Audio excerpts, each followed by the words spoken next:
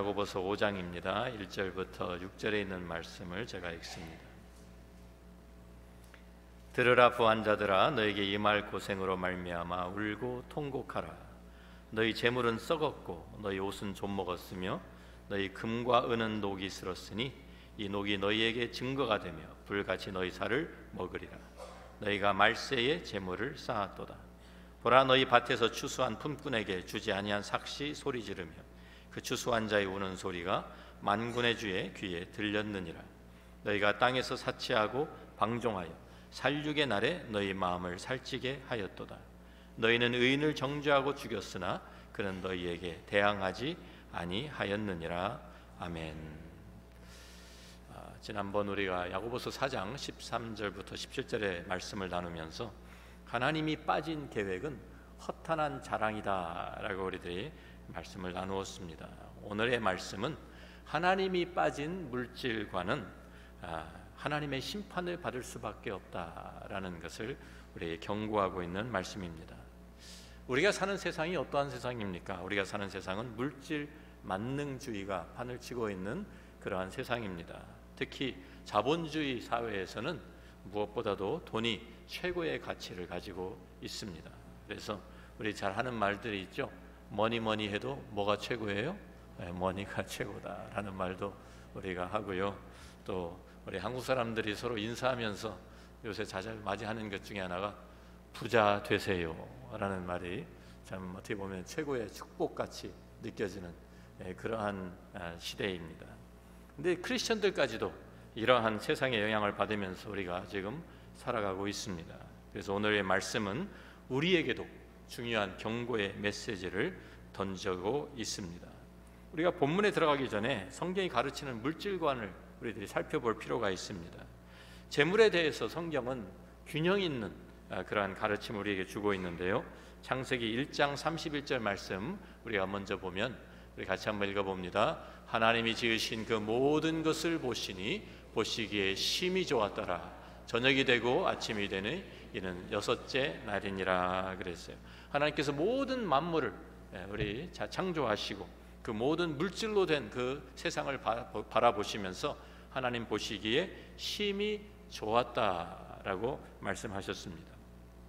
디모데전서 4장 4절과 5절 말씀도 보면 하나님께서 지으신 모든 것이 선함에 감사함으로 받으면 버릴 것이 없나니 하나님의 말씀과 기도로 거룩하여 짐이라고 우리에게 말씀해 줍니다. 그래서 금욕주의나 이원론에서 주장하는 것처럼 물질은 악한 것이다 라는 그러한 주장은 성경에 전혀 없습니다.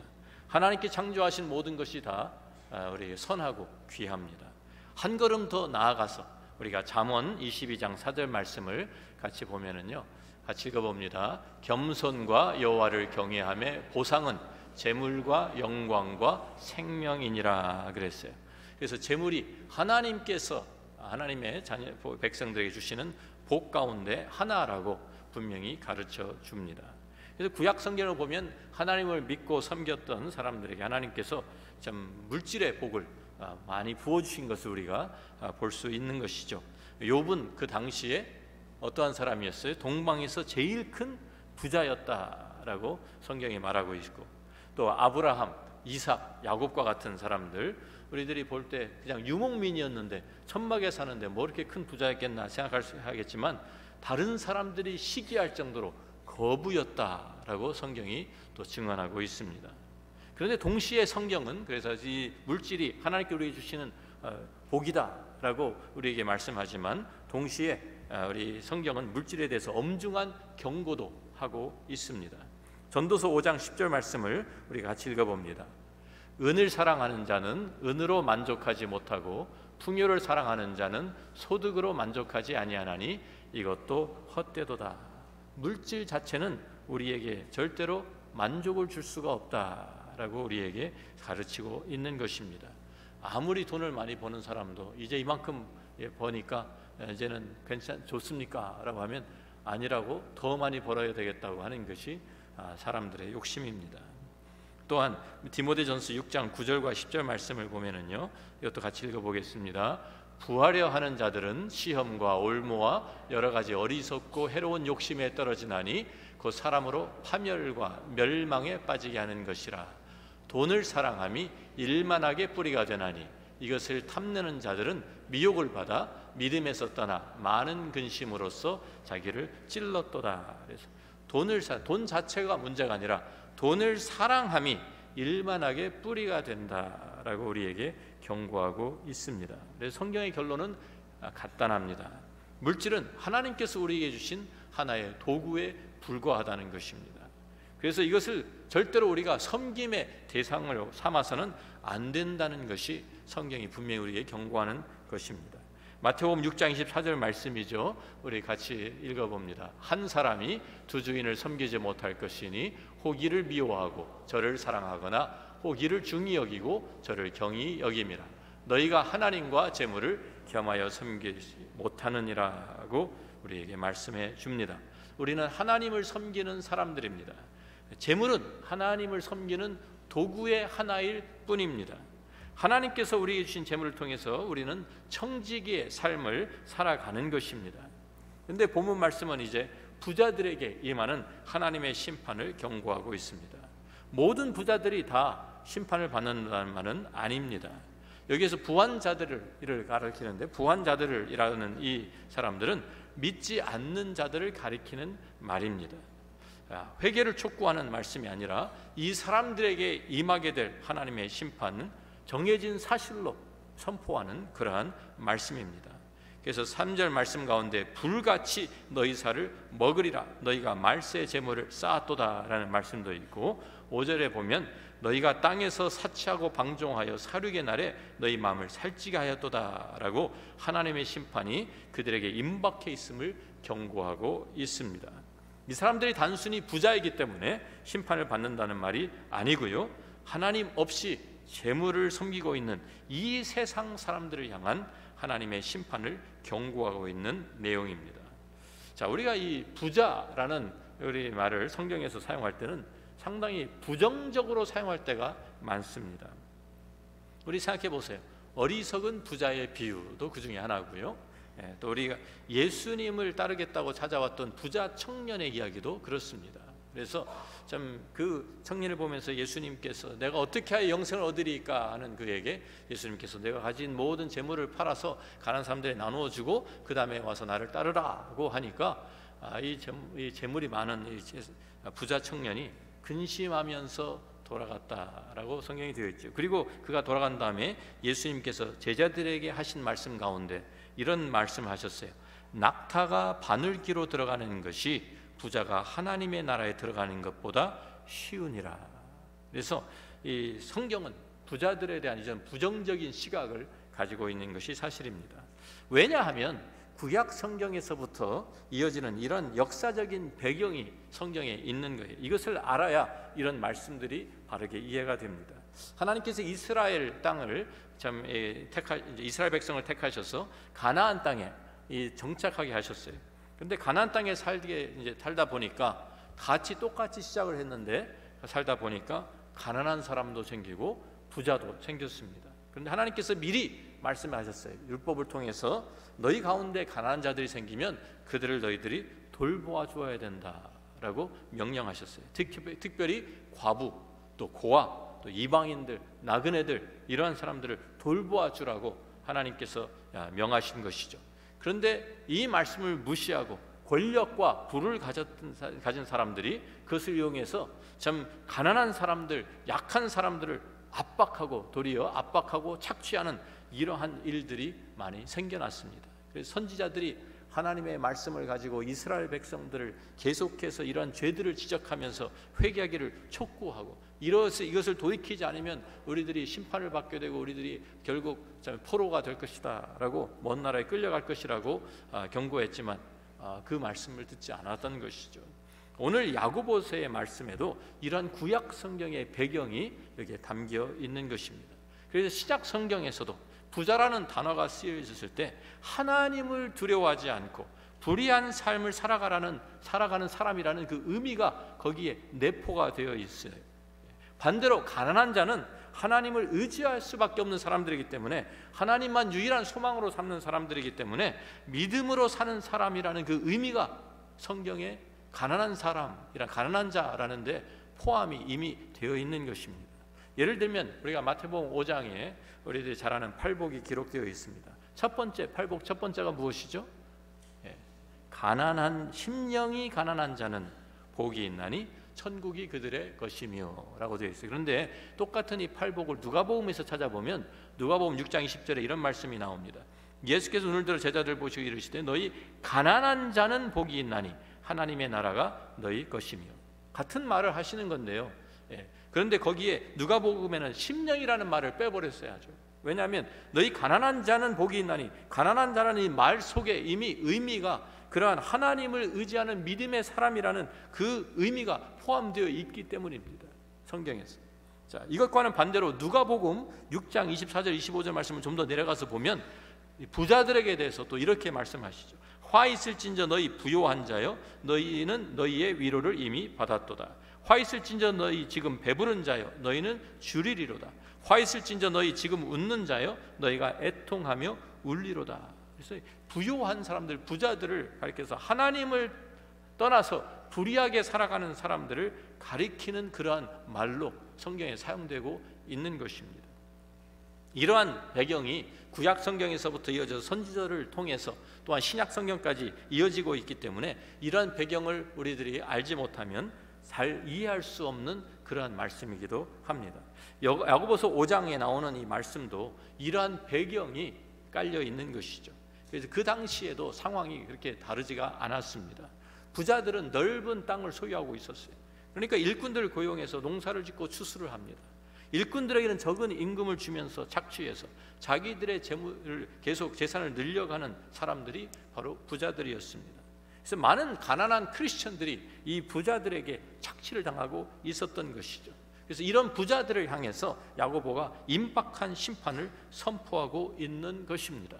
그런데 여러 교회들에게 보내는 이 편지 가운데 왜 믿지 않는 세상 사람들을 향해서 경고의 말씀을 기록했을까요? 구약 성경의 선지서를 보면은 역시 선지자들도 이방 나라들을 향해서 또 이방인들을 향해서 하나님의 말씀을 선포하는 것을 우리들이 찾아볼 수 있습니다. 하나님의 말씀은 믿는 사람들에게만 선포되는 것이 아니에요. 하나님의 말씀을 믿지 않는 세상에게도 하나님의 뜻과 하나님의 심판을 선포하시면서 경고하시는 내용들이 기록되어 있습니다. 세상을 향한 이러한 경고는 적어도 두 가지의 의도를 가지고 기록된 것이라고 우리가 추측할 수 있는데요. 하나는 불의한 부자들에게 착취를 당하고 있는 믿는 성도들을 하나님께서 위로하시기 위해서, 그래서 하나님의 공의로운 심판이 곧 임하기 때문에 너희가 참고 기다리라라는 이런 위로의 말씀을 주시기 위함입니다. 우리가 오늘 6절까지 읽었는데 바로 그 이어지는 7절 말씀을 보면 그러므로 형제들아 주께서 강림하시기까지 길이 참으라. 보라 농부가 땅에서 나는 귀한 열매를 바라고 길이 참아 이른 비와 늦은 비를 기다리나니라는 말씀이 나죠. 이 위로의 말씀인 것입니다.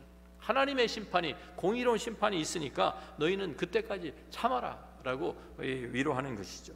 지금은 불의를 당하고 착취를 당하고 있지만 하나님께서 너의 참 모든 환경을 지금 상황을 알고 계신다라는 그러한 위로의 말씀입니다.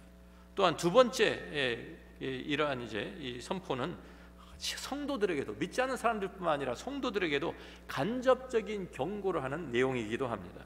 특별히 세상에 참 마음이 끌리고 재물에 마음이 끌리는 이러한 유혹을 받고 있는 크리스천들에게 세상에 앞으로 임할 심판을 경고하면서 간접적으로 너희들도 조심하라고 경고하는 그러한 내용인 것이죠. 우리들이 아이들을 키워보면은요, 우리들이 그런 경험을 하죠. 어떤 아이가, 저희도 아이들이 셋인데요, 누가 제일 많이 야단을 맞고 자랐을 것 같습니까? 항상 큰애입니다. 큰애가 항상 야단을 제일 많이 맞아요. 그래서 저희들이 밖에 나갔다 돌아오면 아이들이 큰 딸과 둘째 딸이 이렇게 2살밖에 차이가 안 나요. 그래서 친구같이 잘 지내는데 그러면서 둘이서 작당을 해가지고 집안을 완전히 다 뒤집어 놓고 그럴 때가 있어요. 그러면 분명히 둘이 같이 한 것인데도 누구부터 혼납니까?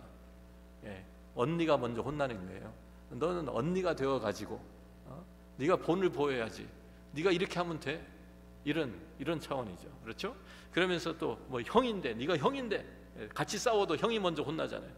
그러면은 언니가 혼나고 있는 동안에 우리 둘째는요 알아서 조용히 살짝 빠져가지고 자기 방에 들어가서 공부하는 척하고 있습니다. 나중에 혼내려고 가봐도 공부하고 있으니까 척하니까, 그러니까 미리 알아서 심판을 피하는 거예요. 보면서 저렇게 당하면 안 되겠구나, 도망가는 것이죠. 자, 세상을 향한 심판에 대한 경고이지만 동시에 믿는 우리들에게도 간접적으로 경고의 말씀으로 우리에게 주시는 것입니다. 그런데 왜 이 부자들이 하나님의 심판을 받게 되는가? 세 가지 이유를 여기에서 제시하고 있습니다. 첫 번째는 말세의 재물을 쌓은 것이다 라는 것입니다. 말세의 재물을 쌓은 것이 왜 죄가 될까요? 그 당시에 부를 축적하는 방법은 보통 세 가지로 이루어졌습니다. 모든 사람들이 의식주를 해결하면서 살아가야 되니까 첫 번째는 곡식을 많이 가진 사람들이 부자예요. 그래서 땅을 많이 가진, 그러니까 부자들이, 땅을 가진 사람들이 거기에 농사를 많이 지을 수 있고, 그래서 거기서 수출이 많이 나오면 저절로 부자가 되는 것입니다. 그런데 어려울 때일수록, 기근이 든다든지 흉년이 들어서 그런 어려울 때일수록 먹고 사는 그 양식이 더 중요하니까 값을 얼마든지 올려받을 수 있잖아요. 그러니까 부자가 되는 거예요. 둘째는 옷이 많은 사람이 부자였어요. 그 당시에는 옷을 만들기도 어렸을 뿐만 아니라 값이 비싸서 참 이 가난한 사람들은 보통 옷 한 벌 가지고 살았습니다. 그래서 이 겉옷이죠. 속옷은 우리 속옷을 입고 밖으로 다닐 수는 없으니까 속옷 위에다가 겉옷을 이제 걸쳐 입는데, 그 당시에 참 정말 이 겉옷은 좀 이 돈이 없는 그 사람들은요, 이 겉옷 다른 재산이 없으니까 저당을 잡힐 게 없어서 어떤 때는 돈을 빌려야 될 때 이 겉옷을 저당을 잡히고 돈을 빌리는 거예요. 이 겉옷은 담요같이 이렇게 두꺼운 천으로 만들어진 것이기 때문에 이것은 따로 이불이 없이요, 이 사람들은 그냥 그것을 이불 삼아서 그것을 덮고 밤에 잠을 자고 살았어요. 그런데 한 벌밖에 없는 그 겉옷을 저당을 잡히면 그날 밤부터는 떨면서 자야 되니까, 그래서 하나님께서 율법에 내가 만일 이웃의 옷을 전당 잡거든 해가 지기 전에 그에게 돌려보내라는 말씀이 그래서 있는 것입니다. 그거 덮고 자야 되니까 그 사람은. 그래서 옷이 많은 의식주를 해결하는 것이 중요한 것이니까 곡식과 옷이 있는 사람이 부자예요. 세 번째는 당연히 돈이 많은 사람이 부자죠. 그래서 지금같이 지폐가 있는 것이 아니라 참 근전, 음전 이런 것들을 많이 쌓아놓고 사는 사람이 엄청난 부자입니다. 그들은 그것을 가지고 무엇이든지 살 수 있으니까요. 그런데 이 문제는 이 모든 것이 다 영원한 것이 아니라는 거예요.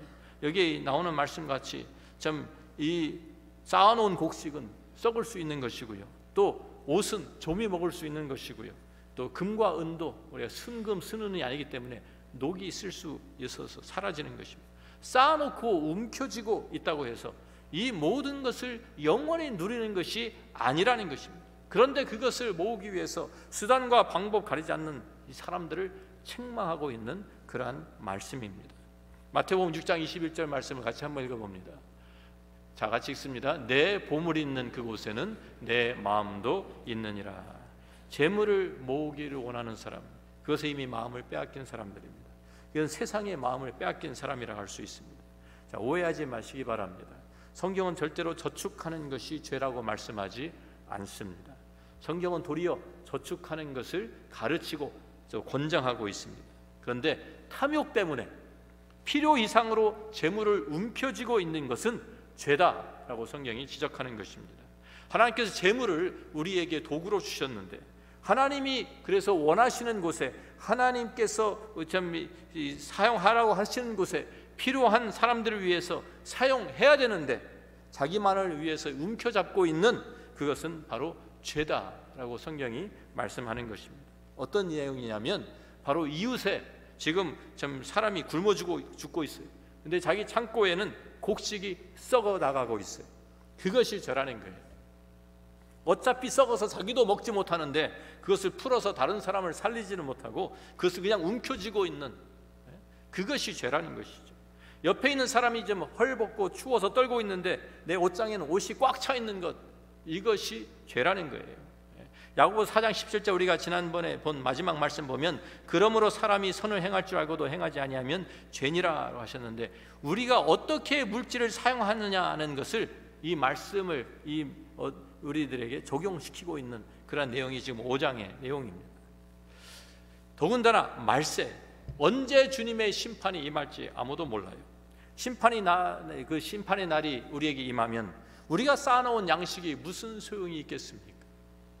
우리가 옷장에 꽉 찬 그 명품 옷들이, 쌓아놓은 것들이 무슨 소용이 있겠습니까? 우리가 은행에 잔뜩 저축해 놓은 그 은행 구자, 그 뱅크 어카운트가 우리에게 무슨 소용이 있겠어요? 심판의 때가 되면 그것들이 자랑거리가 되는 것이 아니라 도리어 자기 자신만을 위해서 이기적으로 살았다라는 그러한 증거물이 된다는 것이죠. 그래서 야고보서 5장 2절 3절 말씀에 너희 재물은 썩었고 너희 옷은 좀먹었으며 너희 금과 은은 녹이 슬었으니 이 녹이 너희에게 증거가 되며 불같이 너희 살을 먹으리라. 너희가 말세에 재물을 쌓았도다 라고 좀 질책하고 있는 것입니다. 오래전에 할머니 한 분이 플로리다에 있는 그 웨스트 팜비치라는 그곳에서 죽은 시체로 발견이 되었습니다. 근데 죽은 이유가 영양실조로 굶어 죽은 거예요. 죽은 그 시체의 몸무게가 50파운드밖에 되지 않았다는 것입니다. 그러니까 얼마나 참 다른 사람들이 참 불쌍한 할머니다. 그래서 그 할머니가 살아간 그 동안에 어떻게 살았는가 보니까 밥은 노숙자들이 이제 밥을 얻어 먹을 때 같이 가서 밥을 얻어 먹고, 옷은 구세군에 가서 그래서 얻어 입고, 그렇게 사니까 주위에 있는 사람들이 전부 다 이 할머니 정말 참 가난한 불쌍한 할머니라고 그렇게 생각을 하고 있었어요. 근데 혼자 살던 할머니가 유가족도 없이 이제 죽었으니까 경찰이 그 할머니가 살았던 그 낡은 아파트에서 유품을 조사하면서 정리하게 되었습니다. 그런데 정리하다 보니까 은행 금고 열쇠가 2개가 나온 거예요. 그래서 아니 웬 은행 금고 열쇠? 그래가지고 그것을 가지고 와서 은행에 가서 열어봤어요. 그랬더니 금고 하나에는 그 박스에는요 증권이 꽉 차 있고, 또 다른 박스에는 현금이 무려 $1,000,000가 있었어요. 할머니가 현금을 100만 장자였던 거예요.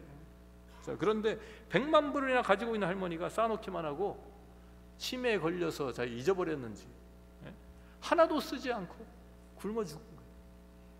기가 막히지 않습니까? 얼마나 어리석은 일이에요. 자기를 위해서 쓰지 않고, 다른 사람들을 위해 쓰지도 않고, 하나님 위해서는 더더욱 쓰지 않고, 은행에 쌓아놓은 것이 도대체 누구를 위한 거예요? 누구를 위한? 재물은 하나님께서 우리에게 쓰라고, 사용하라고, 잘 사용하라고 맡기신 도구입니다.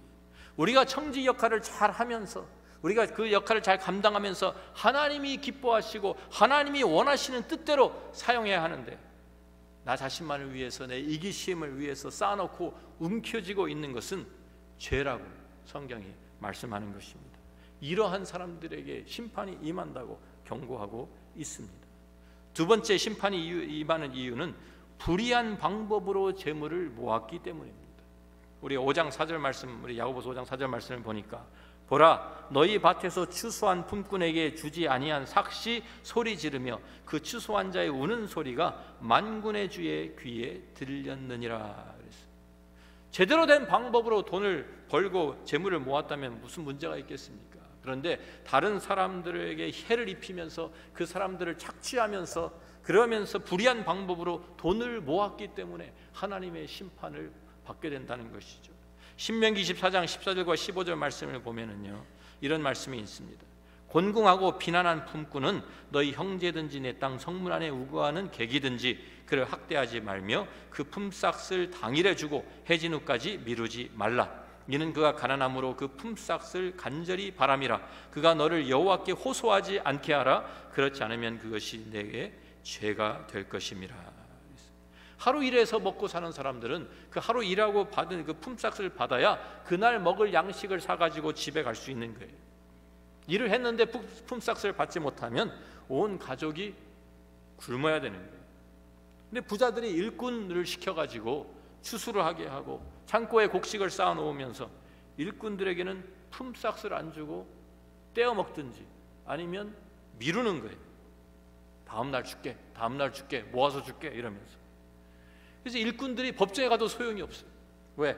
재판장들이 다 부자들 편이니까 거기 가서 하소연할 수가 없어요. 무전 유죄, 유전 무죄 이런 말이 있죠.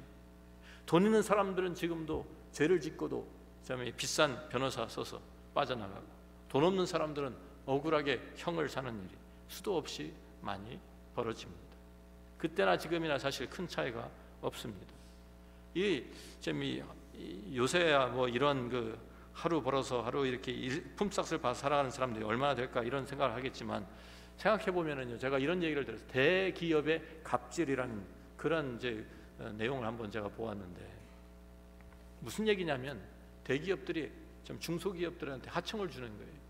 하청을 주면서 그것을 다 품목은 다 받고 대금을 치러주지 않는 거예요. 그걸 받아야 그 사람들도 자기들이 또 다시 그 일을 할 수 있고 또 사람들에게 월급도 주고 이렇게 할 텐데, 그러니까 대기업이 안 주고 버티는 거예요. 왜? 엄청나게 사실 큰 돈이니까 그 큰 돈을 자기들이 미루면 미룰수록 일주일, 2주일, 한 달 미루면 그동안에 이자가 쌓이니까 이자를 버니까 안 주고 버티는 거예요. 하청업자들은 지금 도산날 그런 지금 상황인데, 연쇄 부도가 날 지경인데 얼마나 애가 타겠어요. 그래가지고 뭐 무너진 중소기업들이 한두 개가 아니잖아요. 대기업들의 그 횡포에 의해서 있는 사람들이 더 욕심을 부리고 다른 사람을 희생시켜가면서 착취해서 돈을 버는 것, 이것이 심판을 받을 일이라고 성경이 말씀하는 것입니다. 야고보서 5장 6절 말씀 보니까 너희는 의인을 정죄하고 죽였으나 그는 너희에게 대항하지 아니하였느니라 그랬어요.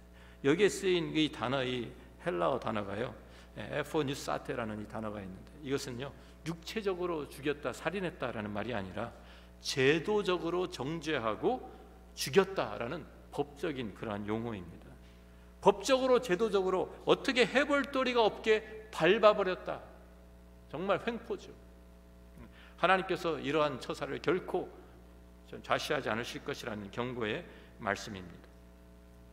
이들이 심판을 받는 세 번째 이유는 이들이 5장 5절에 나오죠. 너희가 땅에서 사치하고 방종하여 살육의 날에 너희 마음을 살찌게 하였도다. 참 사치하면서 자신만을 위한 이기적인 삶을 살아갔다는 것이죠. 다른 사람들은 어떻게 되든 나만 편하고 나만 잘 먹고 나만 잘 살면 돼 라고 사는 이런 사고방식을 가지고 사는 사람들, 다가오는 내세 하나님의 나라에 대해서는 아무런 관심도 없고 현재 이 세상에서 먹고 마시는 놀는 여기에만 취해 있는 사람들, 향락과 사치만 추구하며 살았던 사람들에게 하나님의 심판이 임하게 될 것이다 라고 경고하고 있는 것입니다. 그 당시에 로마의 문화를 소개하면 그 도가 사실 너무 지나쳤습니다. 네로 황제 때 그 기록을 보면은요, 매일 잔치가 벌어지는데 매일 잔치를 하면서 참 우리가 뷔페에 가면은 이제 뭐 음식 쌓아놓은 것처럼 그렇게 산의 진미를 쌓아놓고 귀족들이 함께 모여가지고 향락을 즐기는 거예요. 근데 이 사람들이 먹고 마시다 보면은요 배가 부르잖아요. 배가 불러서 더 이상 먹을 수가 없게 돼요. 그런데 계속 파티는 계속 해야 되겠는데 그냥 끝낼 수가 없는데, 그러니까 이 사람들이 어떻게 하냐, 한쪽 구석에다가 가서 토하는 데를 만들어놨어요. 그래서 먹은 걸 다 토해내버려요. 그리고 속이 비었으니까 또 가서 먹을 수 있는 거예요. 또 마시고, 그러다가 또 배가 차면 또 가서 토해. 계속 파티를 하는, 기가 막히지 않습니까? 밖에서는 지금 사람들이 다 굶어 죽어가는데 이 사람들은 그냥 먹고 토하고 또 먹고 토하고 이러면서, 이게 로마 상위층 귀족들의 그 당시의 문화였어요. 그러니까 심판을 받지 않겠습니까? 우리가 특별한 날 또 축하하기 위해서 잔치를 벌이는 것, 그거 가지고 사치라고 하지 않습니다. 여러분들 결혼 기념일 날 좀 마음껏 기분 내세요. 또 아이들 생일 잘해서 참 특별한 날엔 뭐 돌잔치도 하고 그렇잖아요. 우리 이벤트, 아이들 위해서 이벤트도 할, 그럴 때 돈을 쓰는 건 사치가 아니에요. 그런데 이런 것을 하나의 삶의 패턴으로 추구하며 사는 사람들을, 이것을 책망하고 있는 것이죠.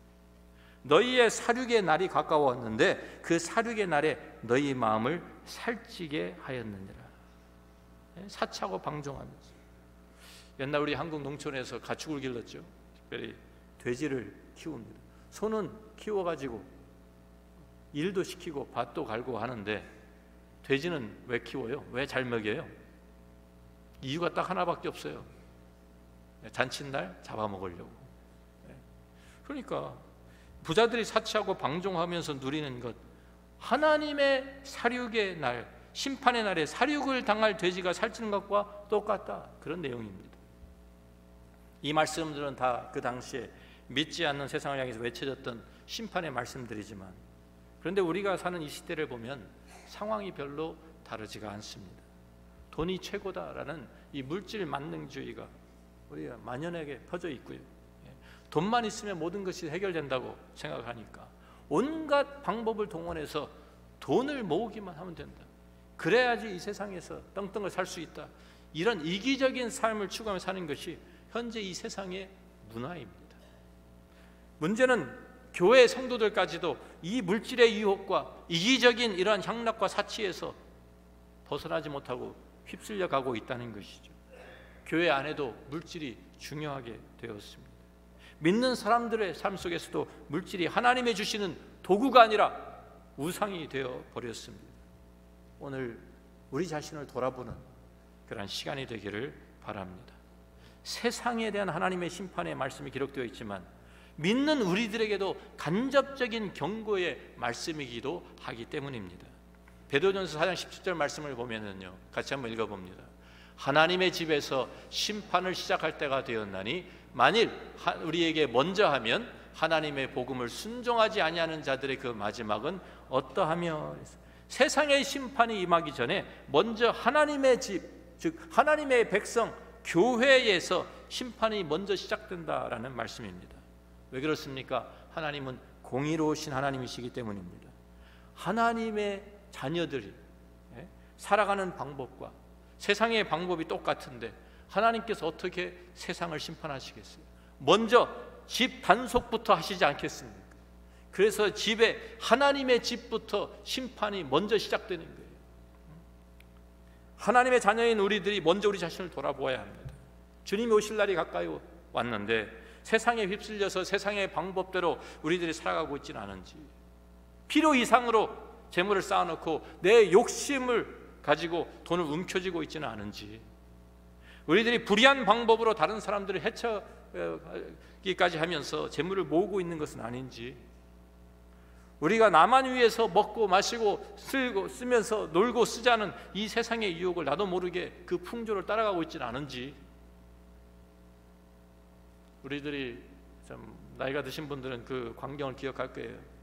이멜다 마르코스 대통령이 축출되었을 때 거기에 집에 대통령궁에 가가지고 그냥 사진을 막 찍었는데 이멜다 그 옷장을 딱 열으니까 클라셋에 구두가 3,000컬레가 나왔다.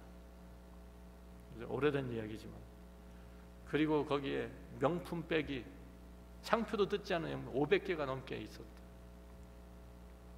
그러니까 다 저런 욕심꾸러기가 있나, 다 손가락질하면서 욕을 했어요. 그런데 혹시 그렇게 손가락질하고 욕을 하면서 우리 마음속에 나도 3,000컬레, 나도 명품백 500개 있어 봤으면 그렇게 생각하지는 않습니까? 하나님의 말씀을 우리들이 함께 읽으면서 이 말씀을 마치면 좋겠습니다. 우리에게 주시는 이 말씀, 우리가 어떻게 이 세상을 살아가야 하는지, 우리 디모데전서 6장 17절부터 19절 말씀인데요, 같이 읽어봅니다. 내가 이 세대에서 구한 자들을 명하여 마음을 높이지 말고 정함이 없는 재물에 소망을 두지 말고 오직 우리에게 모든 것을 후히 주사 누리게 하시는 하나님께 두며 선을 행하고 선한 사업을 많이 하고 나누어 주기를 좋아하며 너그러운 자가 되게 하라. 이것이 장래에 자기를 위하여 좋은 터를 쌓아 참된 생명을 취하는 것이니라. 아멘. 함께 우리 묵상하겠습니다. 우리 자신을 돌아보는 기회가 되기를 바랍니다. 우리도 모르는 사이에 우리도 이 세상의 물질주의에 물들어 버려오고 있지는 않은지, 돈이 최고라고 하는, 돈을 우상으로 섬기고 있는 그러한 생각이 우리 안에 자리 잡고 있지는 않은지, 하나님의 심판은 하나님의 집에서부터 시작하는 것입니다. 세상에 하나님의 심판이 임하기 전에 먼저 교회가 정화되어야 합니다. 우리가 주님이 오실 날이 가까이 오고 있는데 세상에 휩쓸려서 세상의 방법으로 살아가고 있지는 않은지, 정말 필요 이상으로 우리들이 재물을 쌓아놓고 내 욕심을 가지고 그것을 움켜쥐고 있지는 않은지, 우리가 수단과 방법을 가리지 않고 다른 사람들을 해를 입히면서까지 재물을 모으고 있는 것은 아닌지, 나만 위해서 먹고 마시고 놀고 쓰자는 이 세상의 유혹에 나도 지금 휩쓸려 가고 있는 것은 아닌지, 주님께서는 재물을 우리에게 도구로 주신 것입니다. 그것은 우리에게 소망을 둘 것이 아닙니다. 우리는 온전히 하나님께 소망을 두어야 하고 선을 행하고 선한 사업을 많이 하고 나누어 주기 위해서 하나님께서 우리에게 재물을 허락하신 것입니다. 그것을 하나님이 기뻐하시는 선한 사업에 투자하면서 우리는 재물을, 우리의 보물을 하늘에 쌓아 놓는 것입니다. 우리들이 바른 재물관, 바른 물질관을 우리가 가져야 합니다. 하나님의 말씀을 붙들고 그 말씀 가운데서 주님의 선한 청지기로 살아가신 저와 여러분이 되기를 주의 이름으로 축원합니다. 아버지 하나님, 감사합니다. 오늘도 말씀을 통해서 우리의 삶을 다시 비추어 봅니다. 하나님, 참 우리가 이 세상에 좀 그 풍조에 우리들이 함께 휩쓸려 가고 있지 않은지 심히 두렵습니다. 물질 만능주의가 된 이 세상입니다. 돈이면 무엇이든지 해결할 수 있다고 생각하는 그러한 세상입니다. 하나님, 우리들이 오직 하나님께만 소망을 두고 재물이 하나님께서 우리에게 주신 하나의 도구에 지나지 않는다는 것을 분명히 인식하고 하나님과 동행하며 하나님의 선한 청지기로 살아가게 도와 주옵소서. 예수님 귀하신 이름으로 기도합니다. 아멘. 일어나셔서